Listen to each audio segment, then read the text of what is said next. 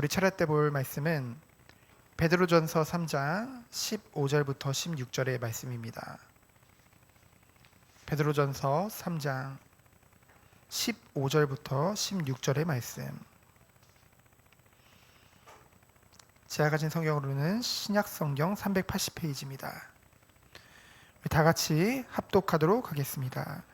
너희 마음에 그리스도를 주로 삼아 거룩하게 하고 너희 속에 있는 소망에 관한 이유를 묻는 자에게는 대답할 것을 항상 준비하되 온유와 두려움으로 하고 선한 양심을 가지라. 이는 그리스도 안에 있는 너희의 선행을 욕하는 자들 그 비방하는 일에 부끄러움을 당하게 하려 함이라.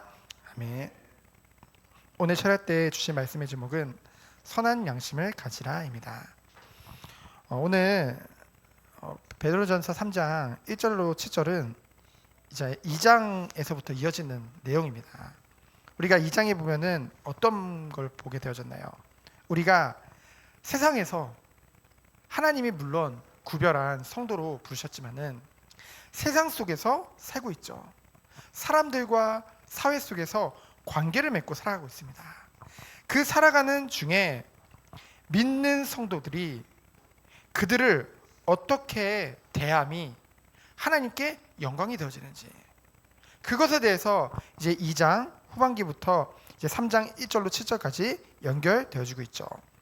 그러면 오늘 먼저 첫 번째로 1절부터 7절까지에는 어떤 것을 예로 들어서 이제 사람과의 인간과의 관계 속에 하나님께 영광이 되는지를 살펴본다면요, 바로 부부 관계를 통해서 하나님께 영광이 되어지는 부부가 어떤 부부인지 그 관계에 대해서 말씀하고 있습니다.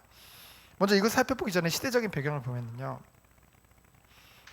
지금도 그렇지만은 이 시대 때는 지금보다 훨씬 더 가부장적인, 그래서 남편의 권위가 굉장히 높았던 시대입니다. 그런데 지금도 그렇지만은 지금도 교회에 보면은 여자들이 더 많잖아요. 우리 교회는 지금 똑같은데 아니네, 여자애들 저기 꼬맹이들도 있으니까 네, 여자들이 더 많잖아요. 이 시대에도 이제 먼저 하나님의 은혜로 깨닫고 구원을 받은 여자 성도들이 많았던 것이죠. 근데 그들은요, 뭡니까? 보통 이 시대 때는요, 남편의 신앙을 따르는 것이 보통이었거든요. 사회적인 그런 약속들이. 근데 보통의 남편들이 이교도들이 많았단 말이에요. 그렇죠? 그리스도를 믿지 않는 다른 우상을 믿는 믿음을, 그런 것을 가지고 있었다는 거죠. 그러면은 성도가 된 아내로서는 우상 숭배는 절대 양보할 수가 없잖아요. 그러니까 절대 양보하지 않죠. 그러다 보니까 많은 갈등들이 일어날 수밖에 없었던 것입니다. 게다가 갈라디아서 3장 28절을 보면은 그리스도 안에서, 하나님 안에서는 남녀가 동등되다고 했거든요. 근데 이 시대에는 그것을 받아들일 수가 없죠. 그러다 보니까 어떻게 됩니까? 남편들로 하여금 핍박과 여러 가지 가정의 분란들이 일어날 수밖에 없었던 것이죠. 그것에 대해서 이제 뭐라고 표현을 하고 있냐? 첫 번째로 남편에게 순종하라고 1절에 말을 하고 있습니다. 그 이유는 무엇입니까? 믿지 않는 사람들이, 또는 믿음이 약한 남편들이 우리가 말로 해서 변하지 않는다니까요. 그렇죠? 뭡니까? 그 아내의 행실로 말미암아 구원을 받는다고 표현되어져 있죠. 그래서 2절에 보니까 그들의 행실을 본다고 했고요. 3절에 보니까 외모로 하지 않고 내면으로, 그 온유함으로 그들을 대하라고 했습니다. 그러면서 누구를 예로 들었냐? 사라를 예로 들었죠. 그러면서 거룩한 부녀들이라고 했습니다. 이제 남편에게 순종하라고 하면서 뭐라고 했어요? 남편에게 순종함으로 자기를 단장하고. 이 말은 뭡니까? 얼굴 외모 아무리 이쁘게 하고 아무리 꾸며도 소용없다는 거예요. 결국은 그 아내가 진짜 중심에 어떤 마음을 가지고 있는지 불신자 남편님에도 불구하고 그 영적인 존재이기 때문에 느끼거든요. 그렇죠? 그러니까 말로 할 것이 아니라 뭡니까? 남편을 순종함으로, 그를 세워주고 그를 인정함으로, 그렇죠? 그러함으로 자기를 단장하라. 이것은 뭐냐면요, 결국은 그 남편이 정말로 영적으로 아무리 부족할지라도 그 권위를 깎아내리면 깎아내릴수록 도리어 그 가정이 정상적으로 갈 수 없다는 것을 말하고 있습니다. 왜냐하면은요, 그것이 질서이기 때문이에요. 그렇죠? 남존 여비를 말하는 것이 아니라 하나님이 그렇게 만드신 것입니다. 그렇죠? 그래서 하나님을 우리들이 믿기 때문에 정말로 그 중심으로 섬기는 것이죠. 그때 어떤 축복이 오게 되었을까요? 결국은 그들이 마음문을 열고 그들이 말하는 그 복음을 듣게 되어지겠죠. 그 일까지 가게 되어진 것입니다. 그래서 남편들에게는 뭐라고 했어요? 아내는 우리보다 연약한 그릇이니 은혜 안에서 귀하게 여기라고 말을 하고 있습니다. 결국은 뭐예요? 부부가 서로 하나님을 바라보며 정말 외모로 그들을 대하는 것이 아니라 중심을 가지고 그 온유함으로 서로 이제 섬겨주는 것, 그것이 참된 부부의 모습임을 말씀하고 있는 것이죠. 결국은 이것을 통해서 뭡니까? 기도가 막히지 않게 하라. 그렇죠? 이 축복이 모든 부부가 여기 몇 명 계신지 모르겠지만 부부의 길을 예수 그리스도로 축원드립니다. 두 번째로는 고난에 대한 성도의 자세죠. 8절부터 12절입니다. 성경에는요, 앞으로 너희들이 복을 많이 받고 아주 잘 살게 될 것이다.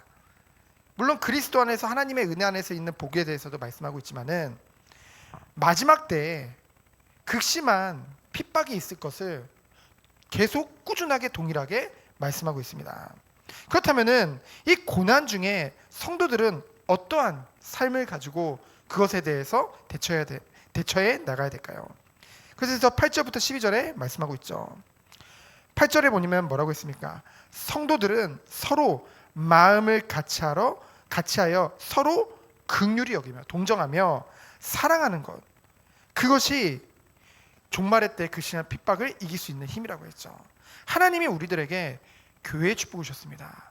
우리 한 사람 한 사람이 교회지만은 이 성도들의 모임이 또한 교회죠. 이 영적인 공동체 안에서 뭡니까? 극심한 핍박이 외부로부터 올지라도 우리가 서로 마음을 같이하여 서로 사랑하고 서로 긍휼히 여기는 마음이 있다고 한다면은 그 어떤 것도 승리할 수 있다는 것을 말하고 있는 것이죠. 그러면서 9절에 보면 뭐라고 했습니까? 악을 악으로 대항하지 말 것에 대해서 말씀하고 있습니다. 우리는 보통 악을 악으로 대하잖아요. 그렇죠? 악을 악으로 갚잖아요. 근데 그러지 말아요. 로마서 12장 21절에 보면은 악에게 지지 말고 선으로 악을 이기라. 여러분, 우리는요, 누구에게 뭘 당하면은 더 크게 갚아주면 그게 이기는 것 같죠? 그게 아니라는 거죠. 살리는 것이 복음이요, 살리는 것이 결국은 이기는 것인 줄 믿습니다. 그래서 그 시작이 굉장히 중요한데요. 가장 중요한 것이 바로 결국은 뭐냐? 말이죠. 혀를 다스리는 자, 그렇죠? 말에 대해서 말씀하고 있습니다. 여러분, 말은 결국은 그 사람의 행위를 대면하거든요. 그렇죠? 그래서 결국은 그 말에 허물이 없으면요, 그는 하나님 앞에 온전한 사람이라고 할 수 있습니다. 그렇죠? 우리가 아무리 믿음이 있다 해도 말을 함부로 한다고 한다면은, 말을 불신앙을 한다고 한다면은 그거 하나님이 원하시겠습니까? 그것이 아니라는 거죠. 그러면서 10절에 보면은 무엇에 대해서 말씀하고 있습니까? 생명을 사랑하고, 여기서 말하는 생명은 우리에게 주신 영원한 생명이죠. 영생을 말합니다. 그리고 좋은 날 보기를 원하는 자는, 좋은 날은 언제입니까? 예수님 오시는 그날. 아까도 찬양을 불렀지만은 주님 오시는 그날이 우리는 가장 기쁜 날이잖아요. 장래의 영광의 날. 그 영생과 장래의 영광에 대한 소망을 가진 자들은 어떤 축복을 누릴 수 있습니까? 아무리 우리를 박해하고 핍박하는 자들에게 저주하기보다는 우리는 축복할 수 있는 것이죠. 왜요? 영생과 영원한 소망을 우리는 가지고 있기 때문에. 우리가 가진 소망은 썩어 없어질 그런 세상에서의 소망이 아니라 산 소망이요, 영원한 소망이기 때문에 그것을 가지고 그들을 축복할 수 있는 것입니다. 그래서 결국은 뭡니까? 더욱더 선을 행하고 화평을 구하라. 그것도 또 뭡니까? 하나님이 모든 것을 하실 것이기 때문에 우리는 뭡니까? 오직 하나님만 바라보는 것이죠. 우리가 심판자가 되는 것이 아닙니다. 우리는요, 우리를 핍박하는 자들을 축복해주면 돼요. 그냥. 그렇죠? 뭘 가지고? 우리의 능력 가지고는 안 되잖아요. 그것이 그래서 은혜요 믿음입니다. 믿음으로 그들을 축복하고 섬기는 것이죠. 그 나머지는 뭐예요? 하나님이 하시는 것인 줄 믿습니다. 그럼 세 번째로 뭡니까? 핍박자에 대한 성도의 자세에 대해서 13절로 22절에 나오죠. 보통 아무리 불신자라도요, 우리가 잘해주면 우리를 인정합니다. 그렇죠? 불신자들은 보통은 다 결국 자기의 이득을 따라서 움직이기 때문에 교회라 할지라도 교회가 본인들에게 이익이 되면은 뭐라 하지 않아요, 보통은. 그렇죠? 근데 여러분, 사실 코로나 때 왜 교회가 이제 많은 공격을 당하고 많은 욕을 먹었습니까? 대표적으로 막 서울의 어떤 큰 교회가 뭐 500억이 어쩌고 막 그러면서 막 여러 가지 사회적인 분란을 일으켰잖아요. 뭐냐면요, 어쩌면 당연한 거예요. 불신자들이 봤을 때도 그렇고 말씀에도 그렇고 교회란 것은 원래 교회의 이득을 위해서 존재하는 것이 아닙니다. 그렇죠? 우리는 하나님부터 온 축복을 가지고 이웃을 섬기며, 그렇죠? 죽어가는 영혼들을 섬기며 돕는 그런 집단이요, 공동체가 바로 교회거든요. 그렇죠? 그래서 우리가 정말로 하나님이 원하시는 것이 아니라고 한다면, 말씀에 금하는 것이 아니라고 한다면은 국가에 협력하고, 그렇죠? 협력할 수 있는 것은, 그리고 우리가 우리의 이득을 위해서, 우리의 이익을 위해서 막 싸우는 것이 아니라 정말로 뭡니까? 남들을 살리기 위해 빛과 소금의 역할을 하는 것이 교회에게 주신 사명이거든요. 그것에 대해서 말하고 있습니다. 그래서 선을 행하면 보통은 인정해 주지만은 그래도 핍박이 있는 경우가 있어요. 그거에 대해서 오늘 말씀하고 있죠. 그것 또한 복되다고 했습니다. 왜 그렇습니까? 우리가 선한 일을 행했음에도 불구하고 우리가 핍박을 받는 것은 그 과정을 통해서 하나님께서 더욱더 우리의 믿음을 정말로 견고하게 하는 그런 연단의 과정이기 때문에 우리는 감사로 영광 돌릴 수 있는 것이죠. 그러면서 우리들이 깨달을 것이 있습니다. 우리를 핍박하는 자들은 그 배후에 존재가 있다는 거죠. 사람이 아닙니다. 우리가 사람과 싸우는 게 아니에요. 그 배후의 역사는 뭐예요? 사단과의 싸움이죠. 그렇기 때문에 우리가 핍박자를 두려워하지 않는 이유는 무엇입니까? 우리는 영적인 사실을 볼 수 있기 때문에. 왜?